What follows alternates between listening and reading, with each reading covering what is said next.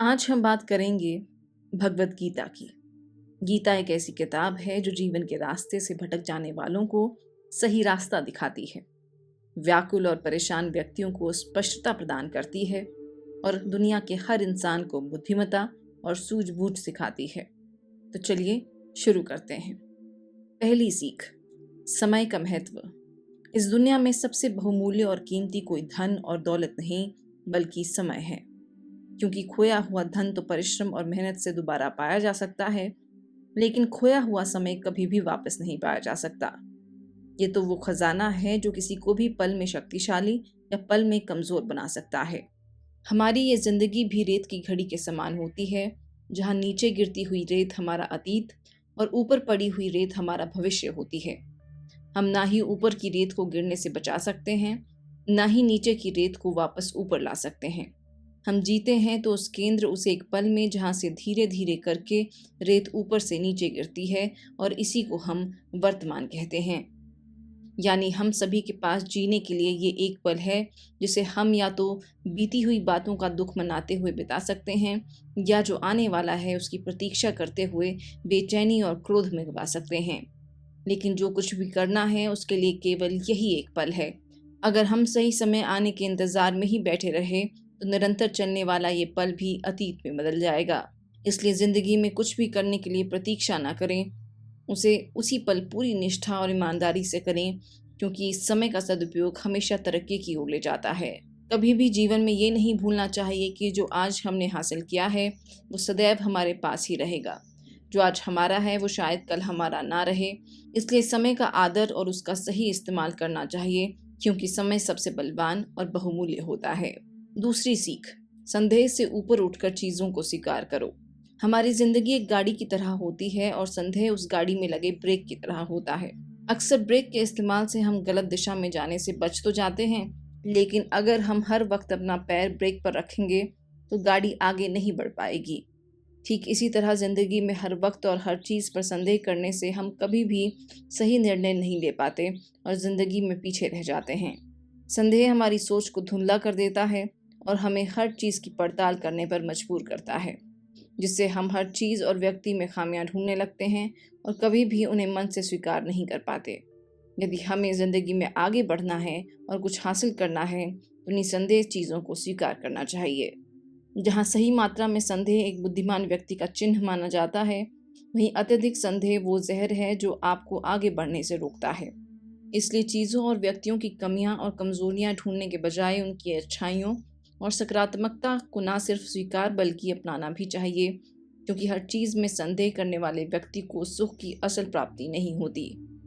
तो अब से अपने संदेहों पर संदेह करें और अपने विश्वासों पर विश्वास करें, क्योंकि असली सुख की प्राप्ति उसमें विश्वास करके ही होगी, उस पर संदेह करके नहीं। तीसरी सीख, विनाश की पहली सीढ़ी है अहंकार। क्या कभी आप सबने सोचा है कि हमें इस दुनिया में लाने वाले हम खुद नहीं बल्कि कोई और है। दुनिया में आने के बाद हमें नाम देने वाला भी कोई और है, और जिंदगी में हमने जो कुछ भी कमाया है वो कल किसी और का होगा।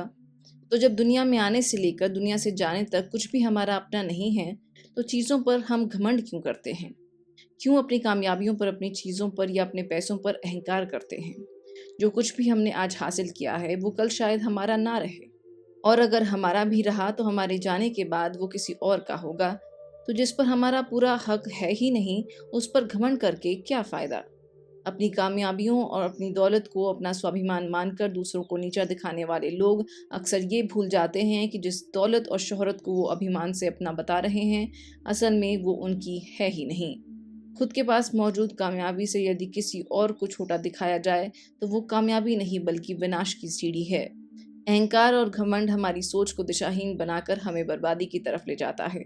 जिस सोच के जरिए हमने लाखों बुलंदियां हासिल की होती हैं, वही सोच अब केवल दूसरों की निंदा और आलोचना में लग जाती है। इतना ही नहीं, घमंड के नशे में चूर व्यक्ति सही और गलत की पहचान नहीं कर पाता और अपने को दुनिया में सबसे श्रेष्ठ समझने लगता है, और ऐसा करने पर उसका गिरना निश्चित है। इसलिए जीवन में सदैव विनम्रता और आदर पूर्वक रहना चाहिए और दूसरे की मदद और उनके सुख में खुश होना चाहिए, क्योंकि अहंकार, घमंड और ईर्ष्या तो विनाश की पहली सीढ़ी है। चौथी सीख, गुस्सा मनुष्य को खोखला कर देता है। जीवन में कभी ना कभी तो हम सब ने किसी को गुस्से में आकर बुरा भला कहा ही होगा, या फिर कभी गुस्से में कोई चीज़ या सामान तोड़ दिया होगा। तो आखिर क्या है ये गुस्सा जो हमसे वो सब करवा बैठता है जो हम करना नहीं चाहते। गीता के अनुसार गुस्सा वो भावना है जो धीरे धीरे मनुष्य को अंदर से खोखला कर देती है। जिस प्रकार लकड़ी पर दीमक धीरे धीरे उसकी मजबूत लकड़ी खाकर उसे कमजोर और दुर्लभ बना देती है, ठीक उसी तरह ही गुस्सा इंसान की मानसिक इंद्रियों पर हावी होकर उन्हें खोखला करने लगता है। गुस्से के प्रभाव में आया व्यक्ति ना तो रिश्ते ना ही आदर सम्मान की परवाह करता है। वो तो बेबाक और बेफिक्र होकर खुद को दूसरे से ऊंचा और सही मानने लगता है। गुस्से में व्यक्ति खुद पर से नियंत्रण खो बैठता है और हिंसक और आक्रामक व्यवहार करने लगता है। गुस्से में लिए गए फैसले और गुस्से में किए गए कामों से केवल निराशा और असफलता हाथ लगती है। विवेक और संयम खो बैठने पर इंसान धैर्य और सब्र के बांध तोड़कर गुस्से को खुद पर हावी होने देता है, जिसके बाद वो ना तो अपनों का रहता है ना ही स्वयं का।